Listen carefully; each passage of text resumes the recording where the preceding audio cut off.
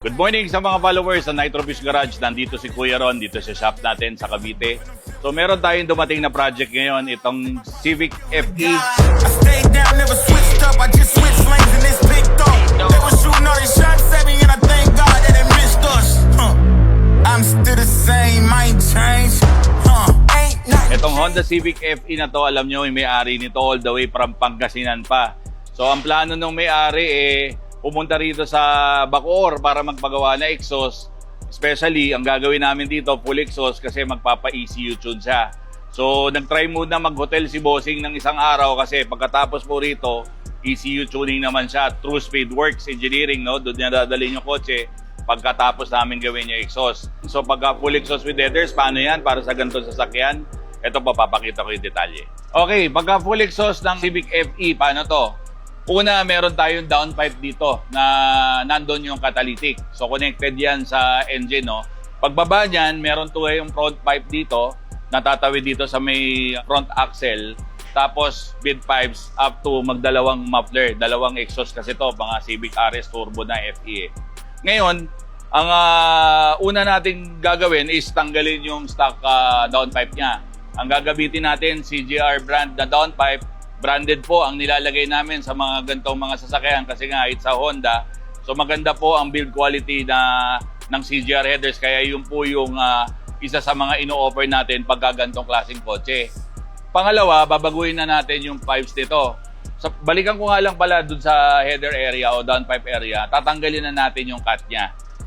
Pagdating naman dito, babaguhin natin yung pipe size niya, gagawin natin 2.5 which is the optimal pipe size for this kind of car since nga it's a turbo engine. Mas malaki tayo ng konti sa stock. Yung stock kasi nasa around mga 2.25 na to So 2.5 na natin para medyo mas ma-improve natin yung flow ng exhaust gases natin. Maglalagay tayo ng resonator dito sa gitna. And then pagdating doon sa dulo, dalawang muffler naman. So currently namimili pa si Bossing kung ano ilalagay niyang muffler doon sa dulo. Pero sure na kami na papalitan namin yung dalawang muffler nito ng agresibong muffler kasi isa yun sa mga purpose ni Boss kaya siya nagpapapull din. Kasi yung gantong klaseng sasakyan, sobrang tahimik naman. So meron din ako nitong gantong sasakyan, no? So sobrang tahimik niya pag stock. So iba pa rin talaga pagka napatanog natin siya ng maayos. Isa lang lagi ang sinasabi ko sa gantong klaseng sasakyan, no? Pag nagpalit po tayo ng downpipe header, magpa-ECU tune tayo. Kasi may tatlong senaryo po by experience ang pwedeng mangyari sa sasakyan pagka hindi po kayo nagpa-ECU tune. Unang-una, ang pagpapa-full exhaust ng sasakyan, ang main purpose kasi nito is preparation siya for tuning. May mga nagtatanong sa akin, Sir, pwede ba ako magpa-full exhaust without tuning? Lalo na pagka gas engine, hindi po ako pumapayag. Sabi ko, pagka hindi kayo magpapa-ECU tune, mag-cutback lang kayo. Kasi may tatlong senaryo po ang pwedeng mangyari sa sasakyan pagka hindi po kayo nagpa-ECU tune. Unang senaryo, pwede magkaroon ng check engine. May mga sasakyan po tayong pag nagpalit ng full exhaust, nagche-check engine po yung kotse. So sino po ang may gusto ng check engine? Lahat po, karamihan tayo. Ayaw natin yan, no? So ay isa po yan sa mga senaryo. Pangalawang senaryo, ito po, tuwan-tuwa ang muffler shop dito, no? Walang check engine. Pero ako po, lagi ko pa rin sinasabi, na kahit walang check engine yan, magiging imbalance po ang air and fuel natin. So pagka imbalance po ang air and fuel natin at hindi nasa tamang ratio, kasi may sensor tayo dyan, may oxygen sensor, yun po ang magdidictate ng isisend niyang signal sa nabasa niyang pagbabago sa exhaust, sa ECU, and then yung ECU might be possibly mag-adapt, babaguhin niya yung air and fuel natin, air and fuel ratio. Pag nabago yan, ano mangyayari? It can potentially harms our engine at hindi po optimize ang takbo ng sasakyan. Kaya lagi ko po sinasabi is ECU tune din para mawala po yung pagkakaroon ng imbalance air and fuel. So tandaan nyo po yan. May mga sasakyan kasi walang check engine.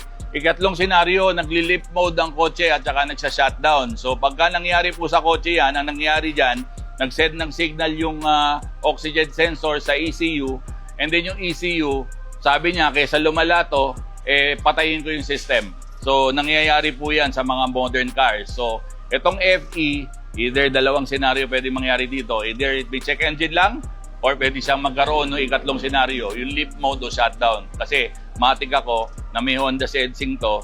Kasi, masisense ng ECU yan na may pagbabago sa gagawin natin exhaust. So, again, may balak magpa-ECU tune yung may-ari, kaya we comply. Pumayag ako ng gawa ng full exhaust with headers to. Dahil nga, ang purpose ng may-ari is magpa-ECU tune, which is correct and dapat yun talaga. Ngayon, pagka wala po kayong balak mag-ECU tune, lagi ko sinasabi, cutback lang. Yun po yung reason kung bakit lagi ko sinasabi ang kailangan ng ECU tuning yung ating sasakyan pag nagpapapull. So, yan po yung pinaka-project natin ngayon. Mahaba na po yung explanation ko, pero sana nakatulong po ako sa mga gusto magpa-exhaust. At panoorin po natin yung procedure ng gagawin natin sa kotse na ito. Ito po. Time will only tell. You can try me if you want. Life can get real crazy. You can try me if you want. We gon' find out soon. We gon' find out soon. We gon' find out soon. Look me in my eyes. You can try me if you want. We don't got the same drive. You can try me if you want. We gon' find out soon. We gon' find out soon. We gon' find out soon. Look, I'm in a solid state. We ain't got the same drive. I know it's hard for you. These moments make me feel alive. Texas beatin', built different like a G5. If I'm not the one, you better doubt the 99. Let me get back. Okay, natapos na po natin tong Honda Civic FE RS Turbo na ginawa natin ng full exhaust. Again, i-recap ko lang po kayo. Yung client natin, take note, magpapataod na po siya. Kaya nag-avail siya ng full exhaust na gawa ng nitro fuse. Una, nilagyan natin ng CGR headers. Pinalitan na natin yung pinaka-downpipe niya ng CGR downpipe header. Tapos, yung front pipe, binago na natin up to mid-pipes na pipings. Ginawa natin 2.5 inches. Naglagay pa rin ulo tayo ng resonator sa gitna to suppress the sound in the cabin. And also, pagdating dito sa likod, kung nakikita nyo, ang nilagay na natin is dalawang Borla XS Pro and also Borla polish tip. Yun yung napili ni Bossing kanina sa umpisa ng video. Medyo namimili pa siya. So, ang dami niyang pinagpilian. Ito yung pinaka na-approve sa kanya na ilagay namin sa kotse niya. So, comparison video tayo dun sa stock pa yung exhaust kanina nang dumating sa atin.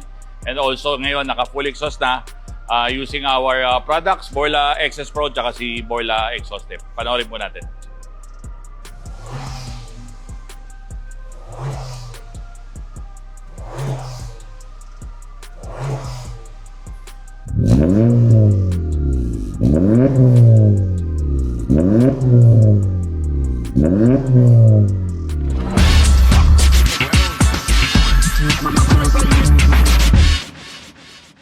It's the passion. Our work is driven by passion for cars. We provide the right information to our clients, understand exactly what their cars need. Hindi namin inakala na ganito nyo kami pagkakatiwalaan. So sa mga sumusuporta sa amin, maraming salamat po.